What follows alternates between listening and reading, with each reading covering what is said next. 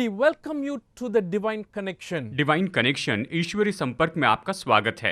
By our name itself, you can know very clearly that we are interested in helping people to get connected with God more and more. हमारे नाम से ही आप जान सकते हैं कि हम लोगों की मदद करते हैं कि वो परमेश्वर को और भी ज़्यादा जानते चले जाएं।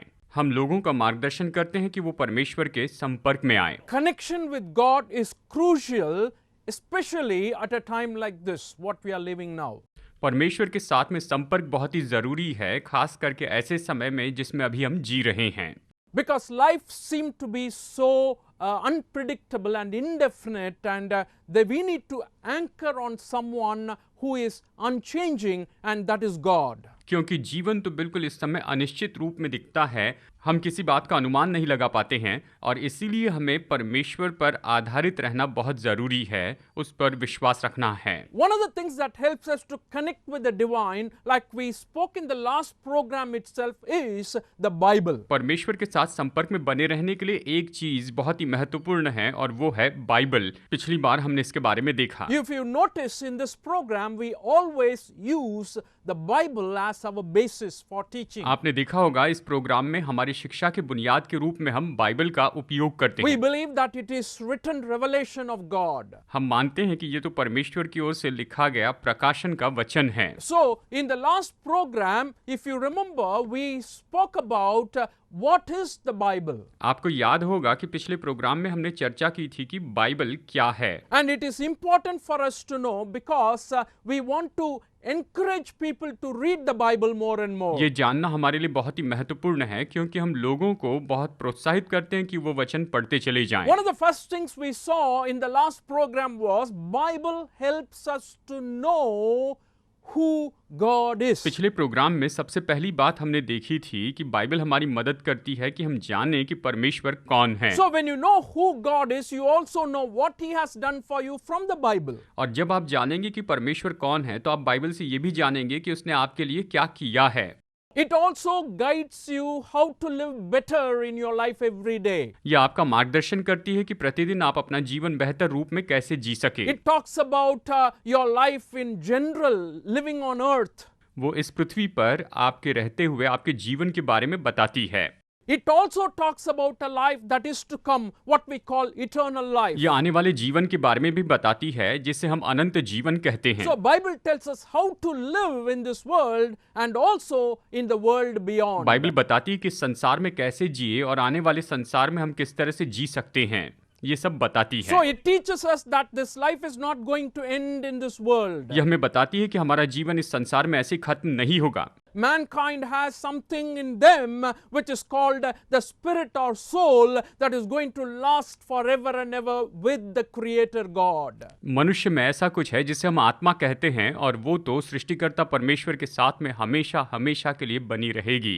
वो युगों युगों के लिए परमेश्वर के साथ वास करेगी। Also we said in the last program finally that the scriptures are truth and they are unchanging. हमने पिछले प्रोग्राम में ये भी कहा था कि वचन तो सत्य हैं और ये तो कभी न बदलने वाले अटल वचन हैं। And unchanging in its promises. ये वचन तो अपनी प्रतिज्ञाओं में कभी न बदलने वाले हैं। Everything the Bible says is true and it will be fulfilled. Bible जो कुछ भी कहती है वो बात सच है और वो निश्चय ही पूरी होगी। You know, the importance of Bible is revealed to us in so many different ways. Bible का महत्व तो हमें बहुत से अलग-अलग तरीकों से समझाकर बताया गया है। Today I want to share with you why we should read the Bible. आज मैं आपको बताना चाहता हूं कि हमें क्यों परमेश्वर का वचन पढ़ना चाहिए। There may be some people who do not give importance to the Bible. शायद कुछ लोग होंगे जो बाइबल को ज्यादा महत्व नहीं देते हैं।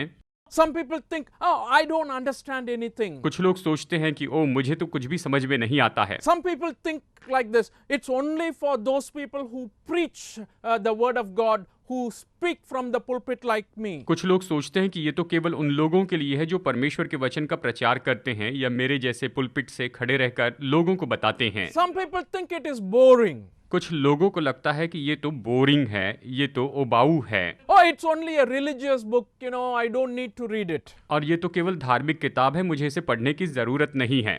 But the importance of Bible will be understood the moment you realize what a lot of sacrifice that has been made for Bible to be in our hands today. आज बाइबल हमारे हाथों में हो, इसलिए जितना भी बलिदान किया वो अगर आप समझ लें तो निश्चय ही आप बाइबल के महत्व को समझ पाएंगे, जान पाएंगे। After much struggles and sacrifices, we have the Bible in our hands. Many people gave their lives for the Bible to be in our hands today. बहुत कश्मकश और मुश्किलों का सामना करके लोगों ने बाइबल को संभाले रखा और अपना बलिदान भी किया ताकि आज हमारे पास में, हमारे हाथों में बाइबल हो सके। There was a man by the name of John Wycliffe.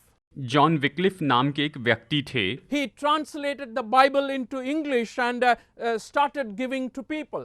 उन्होंने बाइबल का इंग्लिश में अनुवाद किया और वो इसे लोगों को देते चले गए। He also was called the morning star of Reformation. और उन्हें क्रांति का भोर का तारा भी कहा जाता था। And one of the reason he started doing that was it was read only by a priestly class of people. और उनका ऐसा करने के पीछे कारण बस यही था क्योंकि उस समय तक तो केवल याजक ही वचन पढ़ा करते थे, केवल प्रचारक वचन पढ़ते थे। Only those people who lead the service worship in the church, they read it. यानी चर्च में जो लोग सभा में आराधना में अगुवाई करते थे, केवल वही इसे पढ़ते थे।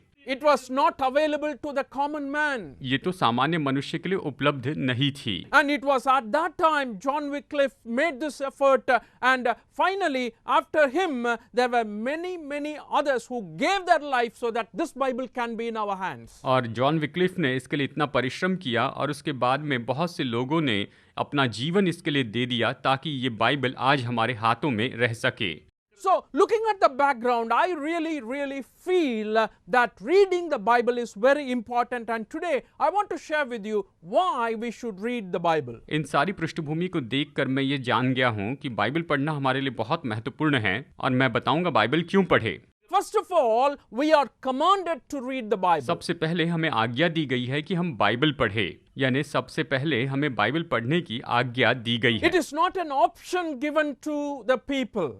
ये लोगों को दिया हुआ कोई पर्याय नहीं है। It is a must, as I told you earlier, for people to know God and understand Him and whatever He has done for us in this world. ये इसलिए है कि वो परमेश्वर को जाने, उसे समझे और ये जान ले कि उसने हमारे लिए क्या किया है। And that's what Bible says in Deuteronomy 17:19. Let me read it for you. It is to be with Him, and he is to read it all the days of his life so that he may learn to revere the Lord his God and follow carefully all the words of this law and these decrees. व्यवस्था विवरण 17-19 और वो उसे अपने पास रखे और अपने जीवन भर उसको पढ़ा करे, जिससे वो अपने परमेश्वर यहोवा का भय मानना और इस व्यवस्था और इन विधियों की सारी बातों के मानने में चौकसी करना सीखे। God is talking about the future king of Israel in this passage. वचन के इस भाग में परमेश्वर तो इस्राएल में जो अगला राजा होगा उसके बारे में कहते हैं। One of the things God mandates here is this, that the king in Israel must read the word of God or must read the laws of God all the days of his life. और एक बात यहाँ पर परमेश्वर बताते हैं कि जो इस्राएल का राजा है वो अपने जीवन भर परमेश्वर की व्यवस्थाओं को पढ़ते जाएं, परमेश्वर के वचनों को वो निरंतर पढ़ते चले जाएं। And that is a commandment God is giving to us. और परमेश्वर हमें यही तो आज्ञा दे रहे हैं।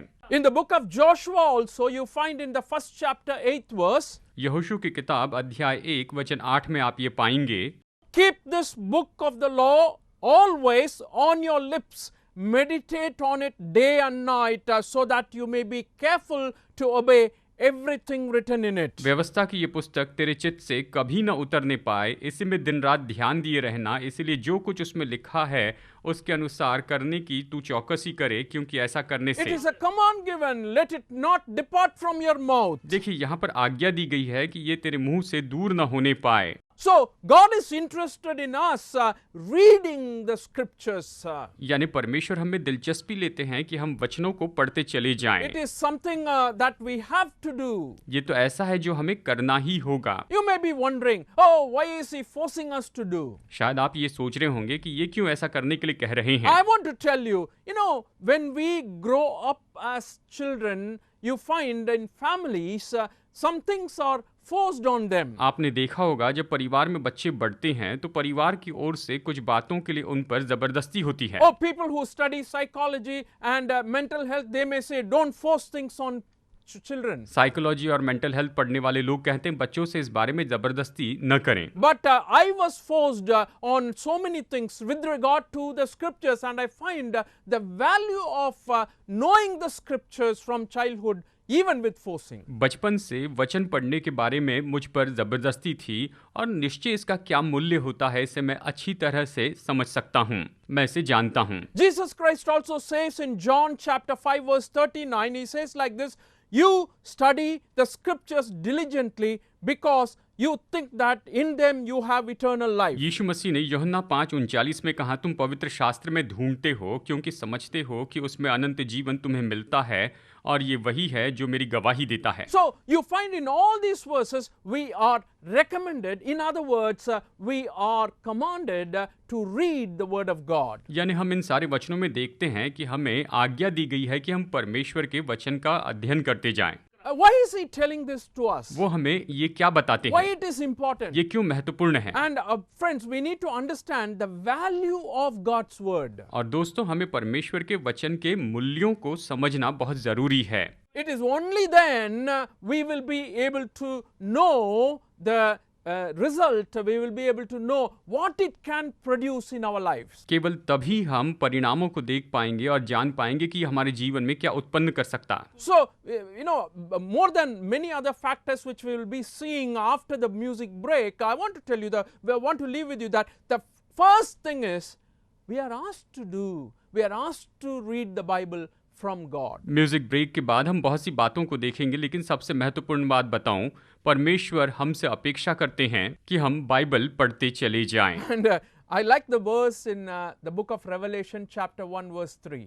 प्रकाशित वाक्य 1:3 का ये वचन मुझे पसंद है। Revelation chapter 1 verse 3 says like this, Blessed is the one who reads aloud the words of this prophecy, and blessed are those who hear it and take to heart what is written in it, because the time is near. प्रकाशित वाक्य 1:3, धन्य है वो जो इस भविष्यवाणी के वचन को पढ़ता है और वे जो सुनते हैं और इसमें लिखी हुई बातों को मानते हैं, क्योंकि समय निकट है। And that's why we have to read it. और इसीलिए हमें इसे पढ़ना होगा। As we take this music break, I want you to think about the importance of the Bible. और जैसे अभी हम संगीत का ब्रेक लेते हैं तो मैं चाहता हूँ आप बाइबल के महत्व के बारे में सोचिए। Ask yourself, what do you know about the Bible? आप खुद से पूछिए कि आप बाइबल के बारे में क्या-क्या जानते हैं And why I should read it. और मुझे इसे क्यों पढ़ना And चाहिए। also think about whether I have read it today. और ये भी सोचिए कि आज मैंने इसे पढ़ा है, ये सवाल खुद से पूछिए। If you are interested in knowing what the Bible says more about the reading of the Bible and also understanding the Bible, go to our website messagesfromtheguru.org. अगर आप जानना चाहते हैं कि बाइबल क्यों पढ़ें और बाइबल का क्या महत्व है, तो निश्चय आप हमारी वेबसाइट messagesfromtheguru.org पर जाइए और इसके बारे में आप सुन सकते हैं। If you have any questions regarding what has been shared in this program, please feel free to contact us at the email thedivineconnection@hotmail.com. हमारे इस प्रोग्राम में जो कुछ भी बताया गया, अगर इसके संबंध में आपके पास कोई सवाल है तो निश्चय हमें ईमेल भेजिए। We said why we should read it. हमने ये भी कहा कि हमें इसे क्यों पढ़ना चाहिए। And we said the first thing was, it is commanded for us to read the word of God. और हमने ये भी कहा कि सबसे पहले हमें आज्ञा दी गई है कि हम परमेश्वर के वचन को पढ़ते चले जाएं। So, when we read the word of God, I want to continue on my second thought that actually it produces faith in a person. जब हम परमेश्वर के वचन को पढ़ते हैं तो देखिए पहला पॉइंट ये है कि ये उस व्यक्ति में विश्वास उत्पन्न करता है। ये जो बाइबल पढ़ना है उसके जीवन में विश्वास लेकर आता है। Oh, what do you mean by it creates faith in a person? ये उस व्यक्ति में विश्वास उत्पन्न करता है, इसका मतलब क्या है? I mean faith in God. मेरा मतलब है परमेश्वर में विश्वास, Faith in the God of the Bible. Bible के परमेश्वर में विश्वास उत्पन्न करता है। Faith in whatever he sees in the world. और वो जो कुछ भी इस संसार में देखता है उसमें विश्वास। It creates an understanding in the person so that he knows clearly, as the Bible is speaking definitively about all these things, that hey, this God is the one who created everything and this God is real. यानी वो इन वचनों को पढ़कर जानता है कि परमेश्वर ने वचन में जो कुछ भी बताया वो सच है, उसे पढ़ता है तो वो ये जानता है कि परमेश्वर तो निश्चय ही वास्तविक है, असली है, उस पर विश्वास करता है। Faith in God and faith in His Son Jesus Christ is created when you read the Word of God. जब आप वचन पढ़ते हैं तो परमेश्वर पर विश्वास और उसके पुत्र यीशु मसीह पर विश्वास आप में उत्पन्न होता है। If you are someone who has not had this faith before, अगर आप ऐसे व्यक्ति हैं जिन्होंने पहले ये विश्वास नहीं किया है, you may say, I had faith after you preached. शायद आप ये कहें कि आपके प्रचार के बाद मेरे पास विश्वास था। But I want to tell you, you read the Bible, faith will be formed in you. मैं आपसे कहता हूँ आप बाइबल पढ़िए, आप में विश्वास उत्पन्न होते चले जाएगा। Romans chapter 10 verse 17 is a beautiful, wonderful verse. Romeo 10:17 ये तो सच में बहुत ही अद्भुत और सुंदर वचन है। It says, consequently, faith comes from hearing the message, and the message is heard through the word about Christ. ये कहता है, अतः विश्वास सुनने से और सुनना मसीह के वचन से होता है। So, faith comes from hearing the scriptures. यानी देखिए, जो विश्वास है वो तो वचन के सुनने से आता है। Wow, how can it produce faith? ये कैसे विश्वास उत्पन्न कर सकता है? Because it has some power. क्योंकि इसमें सामर्थ है। James chapter 1 verse 21 also says like this. याकूब अध्याय 1:21 यही तो कहता है, Therefore get rid of all moral filth and the evil that is so prevalent, and humbly accept the word planted in you which can save you. इसीलिए सारी मलिनता और बैर भाव की बढ़ती को दूर करके उस वचन को नम्रता से ग्रहण कर लो जो हृदय में बोया गया है और जो तुम्हारे प्राणों का उद्धार कर सकता है। Humbly accept the word which was planted in you that can save you. उस वचन को नम्रता से ग्रहण कर लो जो तुम्हारे हृदय में बोया गया है, जो तुम्हारे प्राणों का उद्धार कर सकता है। It's an interesting phrase. ये तो बहुत ही दिलचस्प वाक्य है। It's an important phrase. ये तो महत्वपूर्ण वाक्य है। Because what is planted in you, the seed, which is the word of God, can continue to work and vibrate and create the faith in God, so that ultimately it can lead to salvation. और जो आप में बोया गया है वो वचन आपके जीवन में विश्वास उत्पन्न करेगा ताकि निश्चय आप परमेश्वर पर विश्वास कर सके और ये विश्वास आपको उद्धार में लेकर आएगा। So you can continue to trust God when you read the Bible. जब आप बाइबल पढ़ते हैं तो आप परमेश्वर पर विश्वास कर सकते हैं। You will have the reasoning power meeting all the requirements so that you can trust in God. आपके पास में कारण जानने की सामर्थ्य होगी इन सारी बातों के लिए ताकि आप परमेश्वर पर विश्वास कर सके। 2 Timothy chapter 3 verse 16 says like this, all scripture is God breathed and is useful for teaching, rebuking, correcting and training in righteousness. दूसरा तिमोथियुस 3:16 कहता है, संपूर्ण पवित्र शास्त्र परमेश्वर की प्रेरणा से रचा गया है और उपदेश और समझाने और सुधारने और धार्मिकता की शिक्षा के लिए लाभदायक है। इस तरह ये बताता है, ये इस तरह से बताता है, उपदेश, समझाने और सुधारने और धार्मिकता की शिक्षा के लिए ये लाभदायक है। What I'm saying here in this verse is, it is not just creating faith, it is helping the faith to grow. ये क्या कहता है? ये विश्वास निर्माण करना नहीं, लेकिन ये विश्वास को बढ़ने में मदद करने वाला है। When you read the Bible, your faith increases. जब आप बाइबल पढ़ते हैं तो आपका विश्वास बढ़ते जाता है। It is rebuking you sometimes. ये कई बार आपको फटकारता है। It is challenging you sometimes. कई बार ये आपको चुनौती देता है। It is correcting you sometimes. कई बार ये आपको सुधारता है। It is pointing out to you very clearly that God you believe in does not like these things. ये बताता है कि जिस परमेश्वर पर आप विश्वास करते हैं ये बातें उसे पसंद नहीं। That's how Bible speaks to us, friends. और बाइबल इसी तरह से हमसे बात करती है। It produces faith in God and helps us to also grow in that faith. ये परमेश्वर में विश्वास उत्पन्न करता है और उस विश्वास में हमें बढ़ने में मदद करता है। And the third idea I want to leave with you is the word of God is living and powerful. तीसरा विचार मैं आपको बताना चाहता हूं कि परमेश्वर का वचन तो जीवित है और सामर्थी है। In the book of Hebrews chapter 4 verse 12 you find a very strong and forceful statement regarding the scripture. वचन के बारे में आप इब्रानियों 4:12 में बहुत ही सामर्थ्य रीति से बताया गया ये वचन पा सकते हैं। For the word of God is living, alive and active, sharper than any double-edged sword. It penetrates even to dividing soul and spirit, joints and marrow. It judges the thoughts and attitudes of the heart. क्योंकि परमेश्वर का वचन जीवित और प्रबल और हर एक दोधारी तलवार से भी बहुत चोखा है और प्राण और आत्मा को और गांठ और गुदे गुदे को अलग करके वार पार छेदता है और मन की भावनाओं और विचारों को जांचता है। इस तरह से ये हमें बताता है।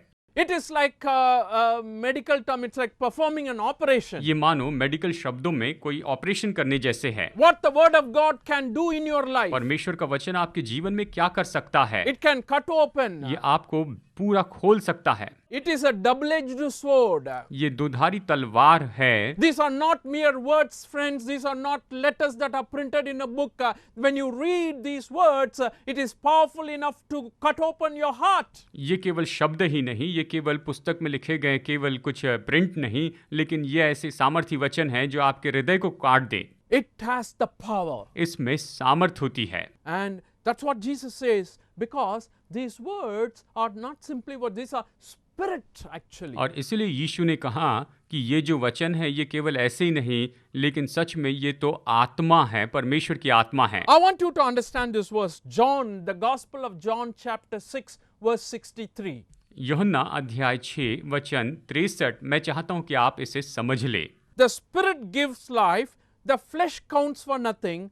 The words I have spoken to you, they are full of the spirit and life. आत्मा तो जीवनदायक है, शरीर से कुछ लाभ नहीं। जो बातें मैंने तुमसे कही हैं वे आत्मा और जीवन भी हैं। So the words I have spoken to you are full of spirit. तो मैंने जो वचन तुमसे कहे हैं वो तो आत्मा से भरे हुए हैं। They are filled with life. वो तो जीवन से भरे हुए हैं। What does it mean? इसका मतलब क्या है? It can penetrate your heart. ये आपके दिल के आर पार जा सकते हैं। It can change you. ये आपको बदल सकते हैं। It can impact you. ये आप पर प्रभाव डाल सकते हैं। And that is the way the word of God is prescribed or described in the Bible, so that we are encouraged to read it more and more. इस तरह Bible में हमें परमेश्वर का वचन बताया गया है और ये इसलिए है ताकि हमें प्रोत्साहित करे कि हम वचन पढ़ते चले जाएं और पढ़ते चले जाएं। When Jesus was tempted by the evil one, the Satan, no, Jesus used the word of God to answer him. जब शैतान ने यीशु की परीक्षा की तो उसे उत्तर देने के लिए यीशु ने परमेश्वर के वचनों का उपयोग किया। He said, if you are the son of God, tell these stones to become bread. उसने कहा अगर तू परमेश्वर का पुत्र है तो इन पत्थरों को रोटी बन जाने की आज्ञा दे। He said, man shall not live on bread alone, but on every word that proceeds from the mouth of God. यीशु ने कहा मनुष्य केवल रोटी ही से नहीं लेकिन परमेश्वर के मुख से निकलने वाले हर एक वचन के द्वारा जीवित रहेगा। And he uses this word, it is written.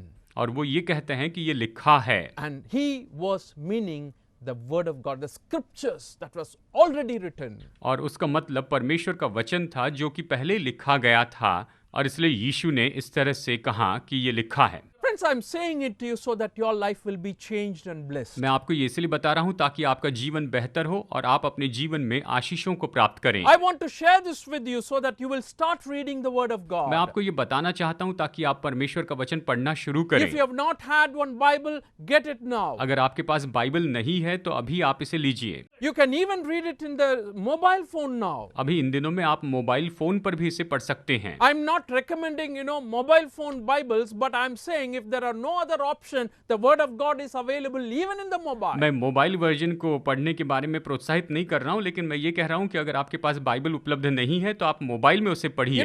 The word of God can guide your path. परमेश्वर का वचन आपके मार्ग में आपका मार्गदर्शन कर सकता है। It shows us the direction. ये हमें दिशा बताता है। Psalm 119:105 says, your word is a lamp for my feet, a light on my path. भजन संहिता 119 वचन 105 कहता है, तेरा वचन मेरे पाँव के लिए दीपक और मेरे मार्ग के लिए उजियाला It है। reveals God's will for our lives today. ये आज हमारे जीवन के लिए प्रभु की इच्छा प्रकट करता है। I want to conclude by reading a verse from Romans 15:4. मैं रोमियो 15:4 पढ़कर ये संदेश खत्म करना चाहता हूँ। Romans 15 chapter 4th verse. Romeo 15:4 ये कहता है, For everything that was written in the past was written to teach us, so that through the endurance taught in the scriptures and the encouragement they provide, we might have hope.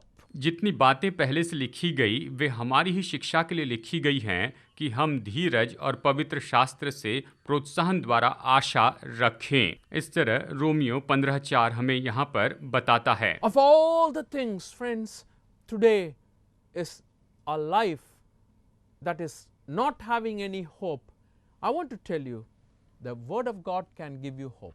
अगर ऐसा जीवन है जिसमें कोई आशा नहीं है तो मैं आपको बताना चाहता हूँ, परमेश्वर के वचन में आपके लिए आशा है। Are you going through any kind of hopelessness in your life? क्या आप अपने जीवन में आशाहीनता में से होकर जा रहे हैं? And Bible is prescribed to us as something that can give you hope. Bible हमें इस तरह से बताती है कि यह ऐसी है जो आपको आशा दे सकती है। It's living and active. ये तो जीवित है और सक्रिय है। Please get one and read it. आप एक बाइबल लेकर उसे जरूर पढ़िए। And next week we are going to share how we can read the Bible, or how we must read the Bible. और अगले हफ्ते मैं आपको बताऊंगा कि हम बाइबल कैसे पढ़ें, इसे कैसे पढ़ सकते हैं। I'm more looking forward to that program. मैं उस प्रोग्राम का इंतजार कर रहा हूँ। Please listen to our programs that comes out in 3 different languages. हमारे प्रोग्राम 3 अलग भाषाओं में आते हैं, इन्हें जरूर देखें। And continue to watch them and be blessed. May God bless you today. निरंतर आप इन्हें देखते जाएं और आप आशीष पाएं। परमेश्वर आज आपको बहुतायत से आशीष दे।